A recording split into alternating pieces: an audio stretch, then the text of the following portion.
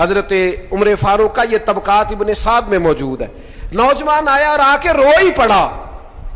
حضرت عمر نے اس کو روتے دیکھا تو فرمایا بیٹا کیا ہوا؟ کہنے لگے حضور فلاں علاقے کے فلاں گورنر صاحب کا مسئلہ ہے، حضور مجھ سے غلطی ہو گئی تھی، میں شراب پی بیٹھا تھا، انہوں نے مجھے درے بھی مارے ہیں، پھر انہوں نے لوگوں سے کہا اس کے ساتھ میل ملاپ چھوڑ دو، کوئی اس سے بات نہ کرے. حضور مجھ سے غلطی ہو گئی، میں مانتا ہوں، پر اتنی اذیت، اتنی تکلیف، جب مجھے سزا مل گئی، کوڑے لگ گئے، تو پھر یہ الگ سے جو سزائیں مجھے دی گئیں، یہ میں حضرت عمر کی بات کر رہا ہوں.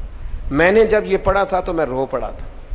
حضرت فاروق اعظم نے اس نوجوان کی بات سنی. سنو میں کیا کہہ رہا ہوں، اس گناہگار کی بات سنی، اس گناہگار کی بات سنی تو حضرت عمر رو پڑے اور فرمایا بلاؤ نا ان گورنر صاحب کو.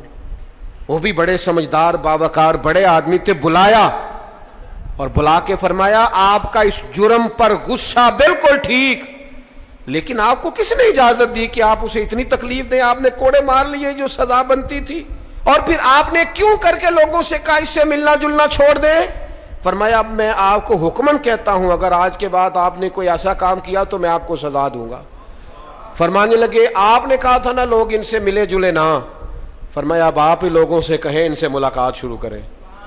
جب انہوں نے توبہ کر لی، اپنا گناہ مان لیا، جب اقرار کر لیا، معافی مانگ لی، اب سزا کا کیا معنی ہوا؟ اب تکلیف کا کیا معنی ہوا؟